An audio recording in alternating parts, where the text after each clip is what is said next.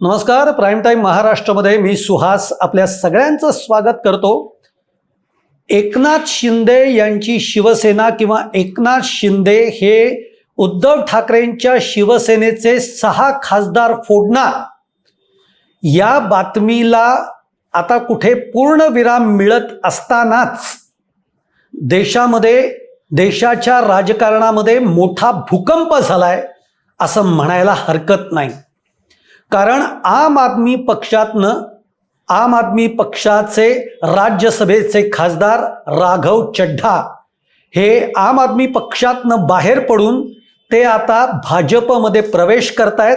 इतकंच नाही तर राघव चड्ढा यांच्याबरोबर आणखीन 6 खासदार, आम आदमी पक्षाचे 6 खासदार हे त्यांच्याबरोबर आम आदमी पक्षातनं बाहेर पडून तेही भाजपमध्ये प्रवेश करतायत अशी मोठी बातमी आत्ता समोर येते. हा व्हिडिओ जेव्हा मी करतोय तेव्हा आम आदमी पक्षाची आत्ता पत्रकार परिषद सुद्धा सुरू आहे.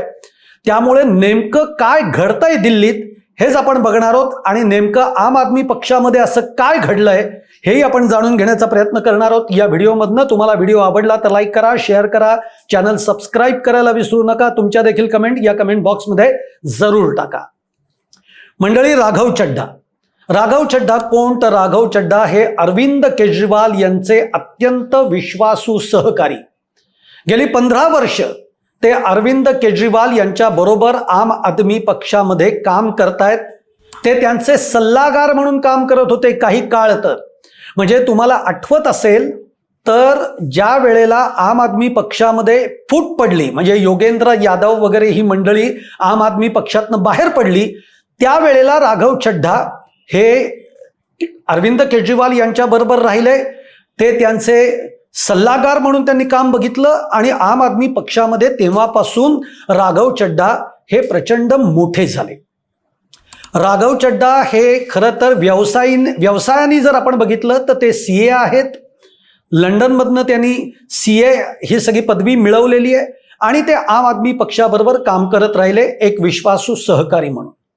पण आता या सगळ्या प्रकरणावरनं आपल्याला असं वाटतंय की अरविंद केजरीवाल हे राघव चड्ढा यांना ओळखण्यामध्ये कुठेतरी कमी पडले का? म्हणजे त्यावेळी तुम्हाला आठवत असेल ज्या वेळेला लोकपाल बिलाच्या वरून जे मोठं आंदोलन या देशामध्ये झालं, जे अण्णा हजारेंनी उभं केलेलं होतं, ज्यामध्ये अरविंद केजरीवाल अण्णा हजारेंच्या बरोबर होते. आणि जसं हे आंदोलन संपलं, एक लोकपाल बिल आंदोलनाचा एक फायदा अरविंद केजरीवाल यांनी उचलला.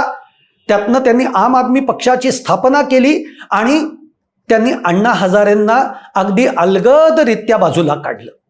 त्यावेळेला अण्णा हजारेंचं एक स्टेटमेंट, एक विधान फार महत्वाचं होतं की जे गाजलेलं होतं की अरविंदला ओळखायला मी कमी पडलो. त्यावेळेला ती अण्णा हजारेंची खंत होती की आपल्याला एखाद्या खड्यासारखं बाजूला काढलं, आपला मतलब साध्य केला आणि आपल्याला बाजूला काढलं. त्याच पद्धतीने राघव चड्ढा यांना ओळखण्यामध्ये अरविंद केजरीवाल कमी पडले का असं म्हणायला आता जागा राहिली आहे. आता नेमकं असं काय घडलंय, का असं झालं, हे सगळं आपण बघणार आहोत. की एकदम हे सगळं बिनसलं गणित कुठनं? तर हे गणित बिनसलं ते म्हणजे राघव चड्ढा यांना राज्यसभेचे ते उपनेते होते, त्यांना उपनेते पदावरनं हटवलं. आणि इथूनच म्हणजे ही गेल्या 1.5-2 महिन्यातली, महिन्याभरापूर्वीची गोष्ट असेल आणि तेव्हाच हे जाणवलं होतं की राघव चड्ढा आता काही आप बरोबर राहत नाहीत. पण ते बाहेर पडतील, ते कदाचित भाजपमध्ये जातील याची चर्चा देखील होती. पण राघव चड्ढा यांच्याबरोबर जवळपास 7 खासदार बाहेर पडतील हे वाटलंच नव्हतं. 7 खासदार म्हणजे झालं काय? एक लक्षात घ्या, आत्ता आपकडे किती खासदार आहेत? तर आत्ता आम आदमी पक्षाकडे 10 खासदार आहेत. या 10 खासदारांपैकी 7 खासदार फुटलेत, म्हणजे 2/3 खासदार हे फुटलेत. त्यामुळे ही सगळ्यात राजकारणातली ढवळून निघणारी ही बातमी आहे. म्हणून मी म्हटलं की देशाच्या राजकारणात हा भूकंप झालेला आहे एक प्रकारे. मग त्यांना उपनेते पदावरनं जेव्हा हटवलं तेव्हा राघव चड्ढा हे नाराज झाले. मग त्यांना संसदेमध्ये म्हणजे राज्यसभेच्या सभागृहामध्ये बोलायला वेळ देऊ नये अशा पद्धतीचे आदेश हे आम आदमी पक्षाकडनं देण्यात आले. त्यामुळे आणखीन राघव चड्डा हे नाराज झाले. हे सगळं होत असताना आपण बघतोय की राघव चड्डा हे आता बाहेर पडतील याची कुणकुण त्याच वेळेला लागली होती. पण आता यातली दुसरी गंमत अशी आहे की या सगळ्या गोष्टींची सुरुवात कधीपासून झाली होती. एक तर आपण बघितलं की जेव्हा आपमध्ये फूट पडली तेव्हा हे राघव चड्डा हे अरविंद केजरीवालांबरोबर राहिले. पण जेव्हा अरविंद केजरीवाल यांना दारू घोटाळ्यामध्ये जेव्हा जेलवारी भाजप सरकारने घडवली त्यावेळेला किंवा त्याच्यानंतर कधीही राघव चड्डा यांनी एक साधं स्टेटमेंट सुद्धा माध्यमात केलं नाही, सोशल मीडियावर केलं नाही. एवढंच नाही तर ते लंडनला निघून गेले. आणि म्हणून मी म्हटलं की अरविंद केजरीवाल हे राघव चड्डा यांना ओळखण्यात कमी पडलेत की काय असा प्रश्न निश्चित आपल्याला या निमित्ताने पडू शकतो. आता भाजपनी यातनं काय साधलं याचा जर आपण विचार केला, ते काय साधलं याचा विचार करण्याच्या आधी मुळामध्ये राघव चड्डा यांच्याबद्दलचे आरोप काय आहेत आम आदमी पक्षातल्या अंतर्गत. एक आरोप तो असा करण्यात येतो, म्हणजे त्या आरोपाकडे मी फार गांभीर्याने बघत नाही, की परिणीती चोप्रा जी आहे अभिनेत्री तिच्याबरोबर राघव चड्डा यांचं ते विवाहात अडकले. आणि त्यानंतर असं म्हटलं जातं, मग आम आदमी पक्षामध्ये याची चर्चा झाली की राघव चड्डा यांना एक उंची असं लाईफस्टाईल जगण्याची सवय लागली. पण आता तो व्यक्तिगत प्रश्न आहे, म्हणजे त्याची चर्चा होण्याची काही गरज नव्हती. पण मग असे काय आरोप आहेत की राघव चड्डा हे हळूहळू आम आदमी पक्षातनं किंवा अरविंद केजरीवालांपासून दूर होत गेले. त्यातलं सगळ्यात महत्त्वाचं कारण ते म्हणजे संसदेमध्ये असताना मोदी सरकारवर आक्रमक टीका राघव चड्डा यांनी केली नाही. उलट पक्षी सॉफ्ट PR म्हणजे कुणाचं तर मोदी सरकारचं सॉफ्ट PR राघव चड्डा यांनी केलं असा मोठा आरोप हा राघव चड्डा यांच्या बाबतीमध्ये लावला जातो. आणि त्यापासून आपण बघतोय की अरविंद केजरीवालांपासून ते दूर होत गेले, पक्षापासून ते तसे एकाकी त्यांना पाडण्यात आलं. आणि त्यानंतर आता आपण बघितलं की ते उपनेते होते राज्यसभेचे, त्यावरूनही त्यांना दूर हटवण्यात आलं.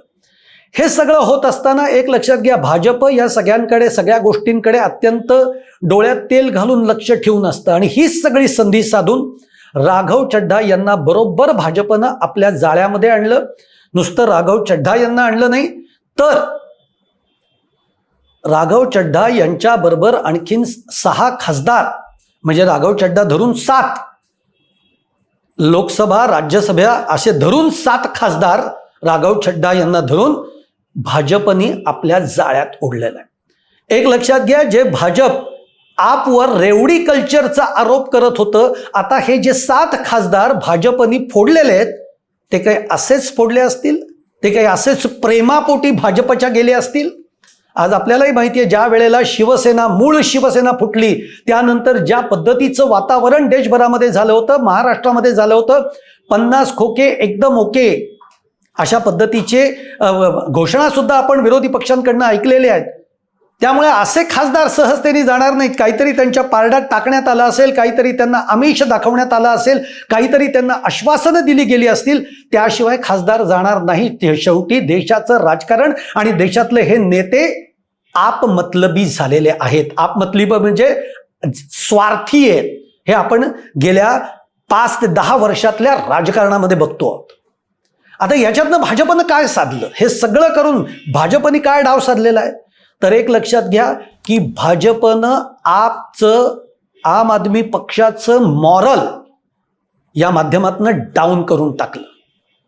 ज्या वेळेला आता पंजाबमध्ये निवडणुका होऊ घातल्या आहेत, निवडणुका आलेल्या आहेत, पंजाबमध्ये आपचं सरकार आहे, अशा वेळेला ही घटना घडतीये. त्यामुळे पंजाब असू देत किंवा आम आदमी पक्षांतर्गत असू देत, आम आदमी पक्षाचं मॉरल पूर्णतः डाऊन करून टाकलंय.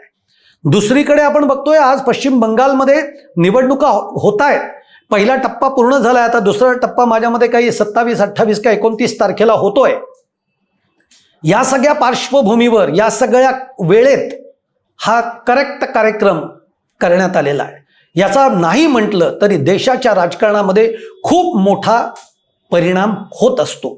आणि म्हणून जे मी तुम्हाला म्हटलेलं आहे की देशाच्या राजकारणामध्ये भूकंप झालाय, हे मी त्यासाठी म्हणतोय की 1 नाही 2 नाही, जवळपास 7 खासदार, आम आदमी पक्षाचे 7 खासदार फुटून हे भाजपमध्ये प्रवेश करतायत. राघव चड्ढा यांच्याबरोबर अशोक मित्तल असतील किंवा संदीप पाठक असतील, या खासदारांनी सुद्धा आपल्या खासदारकीचा राजीनामा पक्षाकडे पाठवून दिलेला आहे. आता आणखीन जे काही उरलेले 4 खासदार आहेत तेही हळूहळू पाठवतील आणि ते भाजपमध्ये प्रवेश करतील. तुम्हाला काय वाटतंय? हे सगळं प्रकरण मी तुमच्या समोर मांडलेलं आहे.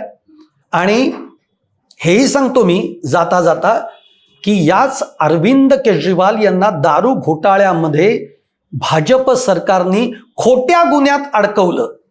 त्यानंतर न्याय व्यवस्था सुद्धा असं म्हटली की अरविंद केजरीवाल यांच्यावर कोणतेही आरोप सिद्ध होत नाही आहेत, पण काही काळ त्यांना तुरुंगवास भोगावा लागला.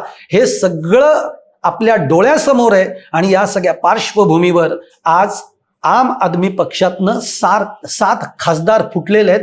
ही काही छोटी घटना म्हणून याच्याकडे बघता येणार नाही. तुम्हाला माझा हा व्हिडिओ आवडला असेल तर लाईक करा, शेअर करा, चॅनल सबस्क्राईब करायला विसरू नका आणि तुमच्या देखील कमेंट या कमेंट बॉक्समध्ये जरूर कळवा. धन्यवाद.